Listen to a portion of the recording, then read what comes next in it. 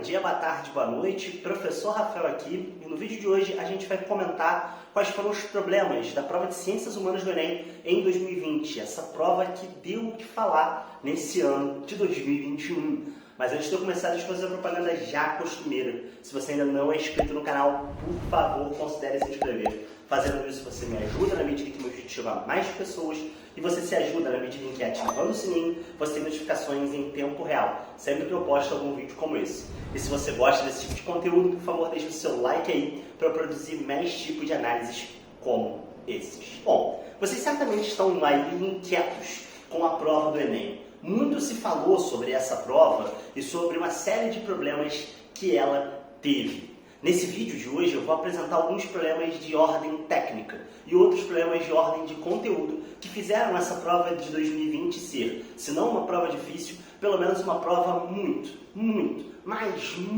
esquisita e que gerou uma série de reclamações dos nossos gloriosos e queridos alunos.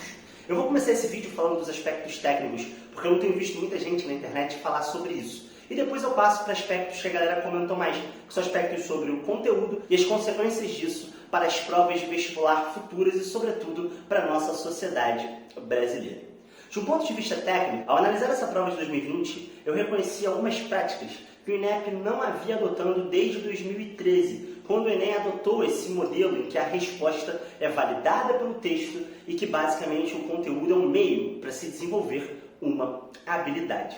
Por isso que eu vou chamar essas questões técnicas, que são muito estranhas, de erros. Haja vista que o INEP não comunicou nenhum tipo de mudança para nós, professores, e muito menos para os alunos que estavam participando desse concurso.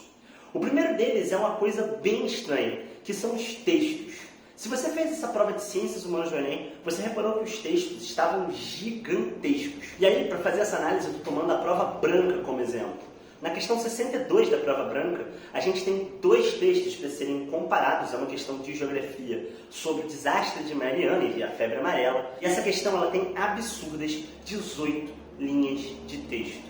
Você pode até dizer para mim assim: professor, mas as provas de linguagem normalmente têm textos com 18, 15, 13 linhas. Pois é, mas a prova de linguagens ela é feita para ter textos maiores. A prova de humanas ela é feita para ter textos menores. Isso fez com que muitas pessoas tivessem problemas de tempo. A prova do Enem ela é uma prova de resistência, ela é uma prova que pressupõe o cálculo exato do tempo que você vai levar em cada uma das provas. Se você tem uma questão com 18 linhas de texto, muito provavelmente ela não vai ser feita por um grupo considerável de candidatos em menos de 2 minutos e meio ou no tempo limite de 3 minutos.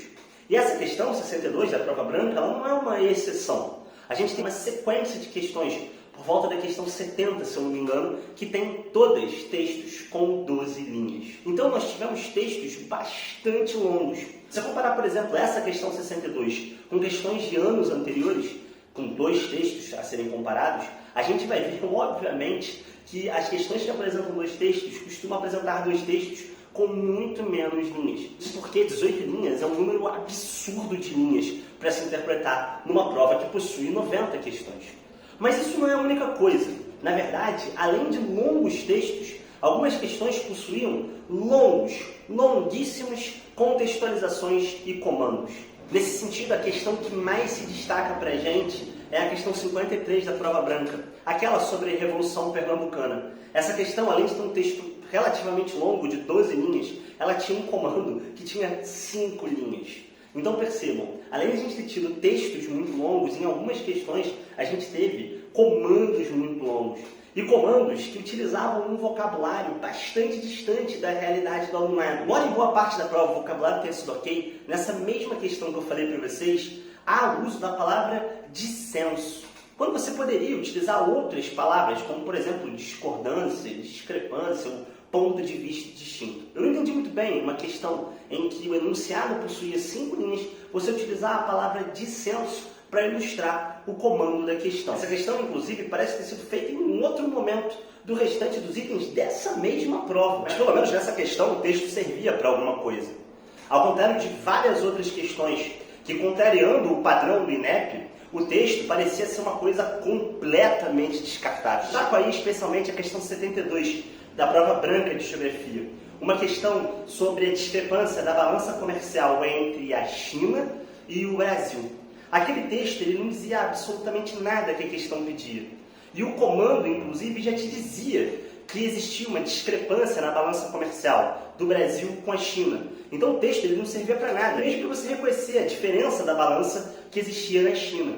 Era mais fácil, se a pessoa que elaborou aquela questão quisesse, perguntar direto, como em alguns outros vestibulares pelo Brasil, como o da FUVEST, que é a medida a seguir que ajudaria o Brasil a reverter o problema da balança comercial com a China. Juntamente com o meu amigo Fred, de Geografia, que já contribuiu para outros vídeos aqui do canal, como aquele sobre 7 temas que sempre caem na prova de humanos do Enem de Geografia, a gente viu outras questões em que o texto parece basicamente um enfeite. Essas questões são a 81 e também a 83. Ambas questões também de geografia. Além disso, um outro ponto que chama muita atenção no aspecto técnico da prova é o fato de que esse ano, muito distante de outros anos, na prova de Ciências Humanas do Enem, a gente teve uma série de comandos que consistiam em perguntas, tanto nas questões de filosofia, como nas questões de história, como nas questões de geografia. Perguntas, normalmente, quando são comandos, dão origem a respostas mais abertas. E respostas que muitas vezes prescindem, podem ser feitas sem o texto. É bem verdade que, tirando aquela questão do Fernando Henrique Cardoso, que é uma questão de história, as perguntas acabaram sendo bem feitas. Mas causa estranhamento a nós, professores, que da noite para o dia apareçam algumas questões que tenham um modelo de comando que os alunos não treinaram ao longo do ano. Ou seja, comandos que realizam perguntas mais abertas. Ainda falando do aspecto técnico, uma coisa que deve ter chamado a atenção de todos vocês é a discrepância absurda de questões de geografia que somam quase 25 questões da prova, ou seja, mais da metade do total da prova, em detrimento de questões de história e mesmo de sociologia. Esse desequilíbrio cria um cenário de desigualdades e de diferenças. Por exemplo, para uma pessoa que seja muito boa em geografia. Eu sei que nesse momento você deve estar pensando no seguinte: mas quem é bom em geografia normalmente é bom em história. Mas eu sinto te dizer que não é bem assim. Eu fiz essa prova em casa e eu acertei 40 questões. Lógico, eu acertei todas as histórias que eu errei foram de filosofia e de geografia. 3 de geografia e 2 de sociologia. Pensa se eu fosse um cara que estivesse me candidatando a uma vaga. Será que eu não teria vantagem se as questões de história fossem muito mais do que as questões de geografia? Ou pensando do lado contrário, eu não estaria sendo prejudicado se as questões de história fossem uma menor quantidade que as questões de geografia? É óbvio que sim. Eu sei que o INEP arrisca sempre uma interdisciplinaridade da prova. Ele sempre aborda a sociologia junto com a história, a geografia humana junto com a história às vezes junto com a filosofia. Mas é bem verdade também que essa interdisciplinaridade não foi eficiente na prova desse ano. À exceção das questões de sociologia, que se misturaram muito bem com as questões de história, dado um ponto, por exemplo, como naquela questão sobre reforma protestante, que era impossível identificar se era uma questão de sociologia ou uma questão de história, as outras questões que tentaram fazer uma interdisciplinaridade falharam miseravelmente. As questões sobre Chico Mendes, por exemplo, sobre reforma agrária, ou ainda a própria questão sobre o FHC, eram questões que eram claramente de geografia ou de história. Sua ampla maioria, questões de geografia. E isso me leva ao segundo ponto do que tem errado com essa prova de história do Enem, um ponto muito mais comentado do que esse primeiro que eu falei para vocês, que é de fato a ausência de conteúdo do século XX. Me parece que, apoiada nessa premissa de uma interdisciplinaridade, o INEP aponta uma tendência de tratar a prova de geografia como aquela que vai tratar do século XX, e a prova de história aquela que vai tratar daquilo que a geografia não pode tratar, ou seja, de história antiga. Por isso nós tivemos a absurda quantidade de 3 questões de história antiga, mais uma de pré-história. Então parece que a história vem perdendo cada vez mais espaço. E me parece que isso é um erro na medida em que o INEP imagina que essas questões de geografia, como a do Chico Mendes, como a da doutrina Bush, que eu já citei aqui, são questões que contemplam também história, quando na verdade a gente sabe muito bem, são questões muito mais ligadas à geografia. O grande problema dessa ausência de século XX na prova do Enem é apenas um. É que essa ausência de século XX na prova do Enem afeta drasticamente os estudantes de escolas públicas do Brasil. Em boa parte das escolas públicas do Amazonas ao Rio de Janeiro, o século XX, um pouquinho do século XIX, é a matéria do 3º ano do ensino médio. o que esses alunos têm mais fresco na cabeça.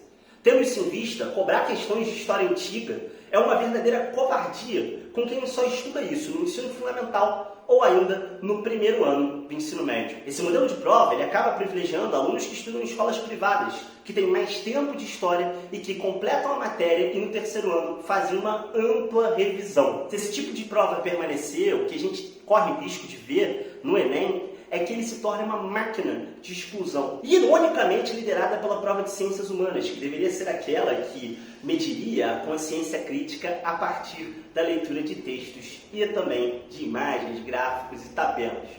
E o que é mais louco é que a resposta de alguns foi pedir uma prova mais decoreba, o que não me parece ser a solução. Uma prova mais decoreba continuará privilegiando as pessoas que têm mais tempo de história na grade. É justo que a gente peça os conteúdos na prova que a gente estuda. É um absurdo não cair século XIX, só uma questão do século XIX, numa prova do Exame Nacional do Ensino Médio. É absurdo não cair ditadura militar ou mesmo Era Vargas, que são temas fundamentais, não só do ensino de história, mas da formação histórica nacional brasileira. Mas eu não sei mesmo, se a resposta para isso é pedir mais conteúdo. Essa prova ela foi bastante conteudista. Ela cobrou rifteamento, ela cobrou maciços cristalinos, ela cobrou solipsismo, e eu nem sei falar essa palavra. Ela cobrou epistemologia do conhecimento, ela cobrou mecanismos de taxa inflacionária na FHC, enfim. Ela mobilizou muito conteúdo. Mas conteúdos, e aí eu entendo a frustração de todo mundo e partilho, estou frustrado com vocês, que são conteúdos completamente laterais e completamente aleatórios. E eu sinceramente não sei se essa máquina de exclusão vai ser alterada com mais decoreba. Eu fui um cara que fez a prova decoreba do vestibular nos anos 2000. A prova da Universidade Federal Fluminense perguntou para mim, por exemplo, quem foi Graco Babeuf. O namorado da minha irmã na época que fazia história não sabia quem era Graco Babeuf. Para vocês que não sabem, Graco Babeuf foi um personagem da Revolução Francesa, líder da conspiração dos iguais. Perguntar quem foi Graco Babeuf ou perguntar o que foi o Conselho de Ministros interessa a alguém? Me responde isso aqui nos comentários, por favor, que eu quero ouvir de vocês. E me responde também se vocês viram algum outro problema, não necessariamente de ordem técnica, mas desses que eu falei de conteúdo. Me diz aqui nos comentários o que vocês pensaram e como vocês estão se sentindo a respeito dessa prova que afetou vários de vocês. Beleza, galera? Bom, galera, esse foi o nosso vídeo sobre o que tinha de errado na prova de Humano de Enem. Caso você tenha gostado, deixe o seu like aí. Um abração para vocês. Muita força na semana que vem na prova de exatas e de naturezas. E até a próxima!